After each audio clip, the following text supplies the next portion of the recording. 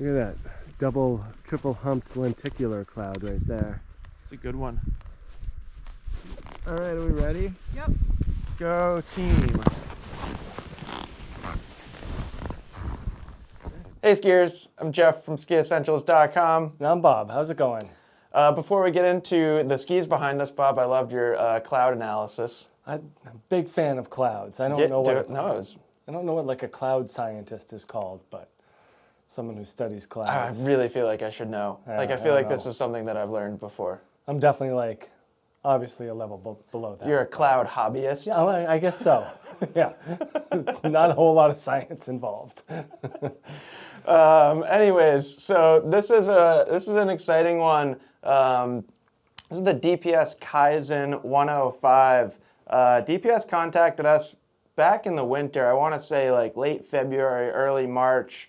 And they were really excited about the new ski, and they wanted us to ski it and put out a review. And it was very unfortunate timing because I think the ski arrived the day before I kind of ran into a tree. Yeah, So and that was great snow too. Totally, would have been great. Would have been great Kaizen 105 testing. So weren't able to get on them right away, but we did kind of circle back to them and had what I think was a really good test day for a DPS ski, specifically this Kaizen 105 or a ski in this width range. And yeah, I thought it was kind of just fascinating. You know, we get a lot of feedback from our audience about like sometimes skiing too many groomers. Yep. And like this was a funny test day because I don't think we skied really any groomers. No, I had some personal time on groomers, and I included that in the article. But no, nothing that was that we had a camera for. Yeah, and we did some kind of hike to side country terrain. It really felt like all stuff that you should be doing on this ski. And I think that's a nice little snapshot of what's to come in this review. Totally. So here's the new ski. It is brand new, both in a construction and a shape sense, which is, I don't know if refreshing is the right word, but like we've had a lot of the same shapes from DPS for the past 5 to 7 years. Like relative to DPS, I think this is a little more out of the box from what we've seen recently. Yeah. So, Bob, if you wouldn't mind starting us off with construction here, just kind of telling us what's going on inside this thing. Yeah, a little bit different for DPS, but kind of circling back on some of the things that we've seen in other ski companies, especially for next year. They are using their split core technology in this ski. So we see double core in some Nordica skis. We did a Steadfast 85 review earlier that used double core. We even talked about it recently with Dynastar M-Cross 88 using different horizontal laminates of wood. DPS is kind of putting their own spin on that. We've had it in the past, that 106 C2 behind you there, that this ski is basically replacing, used different versions of laminates, 3 woods, one kind of was recessed in the other. This kind of takes it more to the Nordica side where it's 2 types of wood, flat laminates on top of each other. So this one uses ash wood on the bottom and poplar on the top. 2 new layers of carbon. You know, that's kind of what really has kept these in the top of the price range and in the precision category for forever. 2 layers of pre-preg carbon and aerospace grade, top of the line, spare no expense. You know, they're pretty tight-lipped about what makes it so great, other than that it's aerospace grade. Yeah, my understanding has always been like its longevity. Right. That a DPS ski on day 500 should ski and feel the same, or at least more similar to day 1 than a traditionally built ski. Yeah, and I would assume that to be true. I've never skied 500 days on a DPS. But that'll be a good long-term review coming up. Yeah, and like just speaking to the carbon outside of that durability, property. It does feel very nice. Yep. Some carbon skis can get that pingy feel, and Yeah. I don't think that these do. So No. I think it's quality materials in here. Agreed. And you can kind of tell how they are divvying up the wood based on where the top sheet goes. So a little bit more of a cap style construction with this. Step down, It's a little sort of. step down. So, my basic theory is that where it's vertical sidewall, that's the ash, and then anything above it is poplar. So we do have the binding plate on top as well, just adding a little bit more binding retention in there. And I think that works well because the sidewall really tapers to very thin in the tips and the tails. And that's something that really makes a big difference in terms of the reactivity and the precision of this new Kaizen 105. Yep. So yeah, top layer of carbon as well, and then this nice structured top sheet. I was just giving it a little wipe down before, collected some dust over the spring, and the water just like beads right off. Yep. So doesn't hold any snow, makes the ski lighter in the turns. Really nice quality materials there. So 2 woods, ash and poplar, horizontally laminated. Kind of talked about this a little bit earlier where when skis are using vertically laminated stringers of wood and then carbon, then we're seeing something super stiff. Yes. I think having this kind of sandwiched effect with the wood. No, there's some suppleness to Yeah, its makes flex it a little pattern. bit more flexible, which for something with carbon, I think is nice. Certainly softer than the equivalent core, Yeah, and which, goodness gracious, you're gonna go get them. right over there. I know it definitely. We'll probably talk about this ski a little bit more, but Yeah. So, yeah. Yeah, I mean, that feels like a board, yeah, like a 2x4. Right. Where that's got much more flex to it. Anyways, that was interesting. but that's pretty much it for construction. High quality materials. Super tough bases, and that's kind of part of the whole deal with the build of this. But, Yeah. Really just kind of honing in on that new style of horizontally laminated wood versus vertical Yep. or what they've done in the past with more recessed areas. But pretty cool little build from DPS. Yeah, and then a pretty significant story on the shape side, too. Yep. So, in past years, and I would venture a guess that you're all familiar with this because we talk about it a lot, DPS has kind of had a split in their line with the exception of things like Koala. Yeah. Where skis are either RP, which, I don't even think we need to get into what the acronyms mean, or C2. Resort powder chassis 2. Boy, I really didn't. Anyways, they're basically taking those two shapes or elements from those two shapes and combining them into this new shape. And I think it's fair to say, I don't think DPS would I don't know. It certainly feels like that's the direction that the company is heading in. I think we'll still see RP and C2, partly because that ski right there carries over. Still exists. Yeah, so it's not like they're completely gone, but it does feel like potentially we're getting away from those terms, which I think is good because I think they were always a bit confusing. Yeah, and definitely this one feels like a mix of the two. Yeah, so maybe turn radius is the best place to start. Yeah. Bob's got an RP ski there. I've got a C2 ski here. So the idea was all RP skis were a 15-meter turn radius. C2 skis were a 19-meter turn radius. So here we have an 18-meter turn radius. Yeah. So I think if you're looking just specifically at turn radius, obviously the number is closer to here. I think after that, more design elements come from RP. So at least looking at the top, say, 80% of the ski, it's basically like they took C2 side cut and paired it with the early taper of an RP tip. And obviously that's not entirely true because it is 18 meters, not 19 meters, but it's certainly hard to ignore. Yeah, when you're looking at it from the front, there's definitely more of this shape. Yeah. The profile is starkly different, but Yeah. when you're looking at it head on, it shares that footprint a little bit more than with the C2. Yeah, and then the tail is really more its own thing.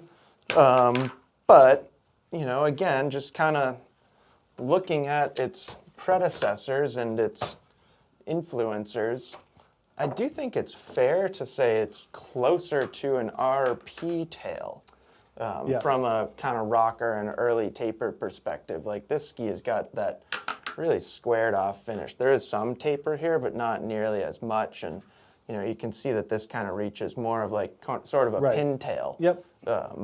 So pretty interesting.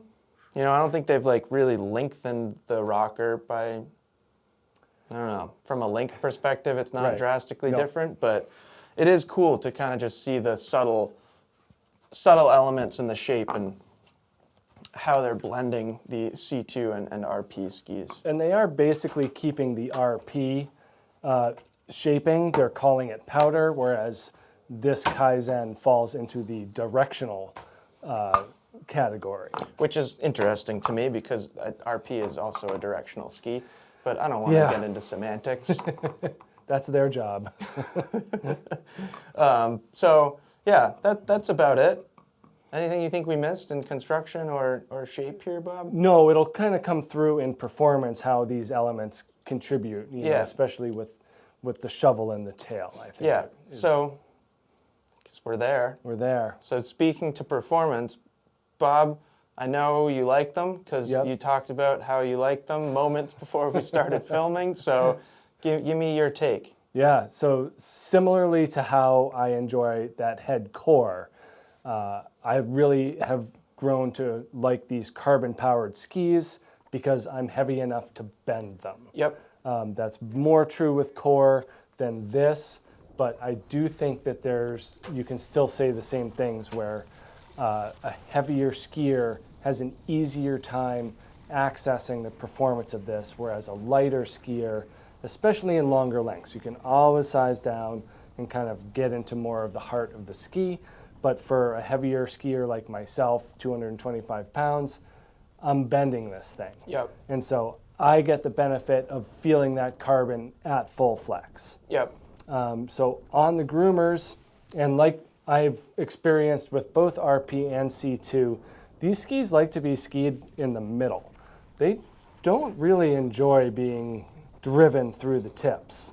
I think a lot of that has to do with the taper and the rocker up there. Yeah, and then that blends with the construction. When you put that stuff in with a stiffer build, a more reactive build, when you drive the tip, it's going to really bring you around. Yeah. So there's just a huge benefit for skiing it slightly below where the taper is. So kind of rolling edge to edge. Yeah, like mid-footed turns, or however you want to describe it. Yep, and I found that to be true when we got on Koala as well this spring. I was like, oh, okay, this thing has to be skied more in the middle. Yep. So there is a learning curve to it. It's not like we were talking about earlier, like a QST 98 that is just very intuitive. Yep. This thing needs a couple runs before you kind of understand where it wants to be skied. And then that goes into the tail as well. So a lot straighter through the tail. That purple ski, your C2 over there, that was more flared out. That's a great carving ski for 106 rips. Yep. underfoot. Absolutely rips carving turns. Yeah, and I would say that this takes a little bit off, maybe 5 to 8% off, and that's mostly due to this tail. Where the benefit lies is in softer snow. So this thing is going to be a lot smoother and driftier.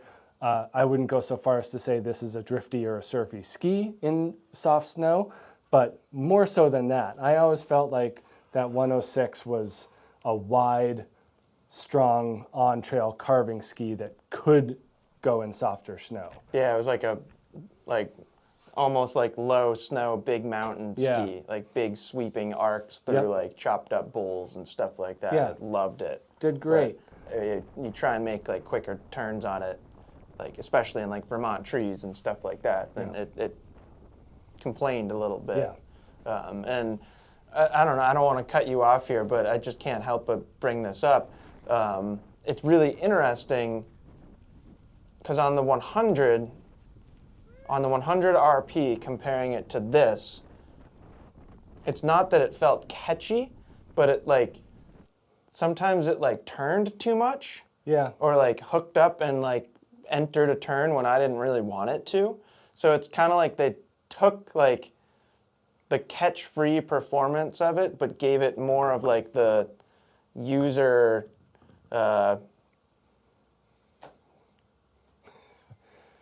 Usability? they're like the skiers, you're deciding when to turn, Right. rather than the ski. Yeah. And I think a lot, I mean, it's thin. It's thin, it's stiff, it's reactive. Yeah. It doesn't like to ride flat. It likes to be on edge. So transitioning between turns is a favorite thing for this Kaizen to do. Definitely is not that kind of drifty sideways, slight skidded turn. Yeah. It prefers, and like that core, to be used at a higher edge angle. Yeah. And at that point, you really get the benefits of that carbon. Yeah. To me, it is such a technical ski. Yeah. And it belongs on the feet of a very technical skier. And I think you are a very technical skier. I'm also heavy, so I get bonus points for, Yep. for But that. you know, with a mogul background, like Yeah. you had formal training of like, no, you got to put your tips there, put Right. your tips there, put your tips there, and like I'm kind of the opposite, where like a very technical ski sometimes does not work great for me. Yeah. I think I can be a technical skier, but just my background, like my instincts in soft snow is to kind of like let the ski drift and smear more. Yep. So I don't necessarily know that I jive particularly well with this ski, but boy, do I appreciate what it can do. Yeah. And why it's so popular. Like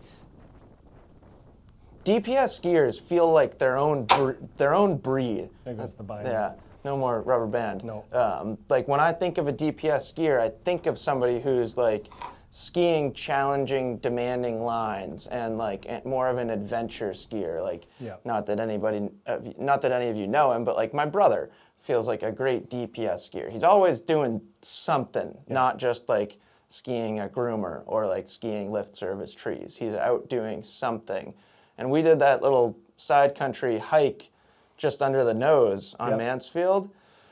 And I went the furthest out and did the most sidestepping to get to that kind of little Yeah. chute section. No, you got the most extreme.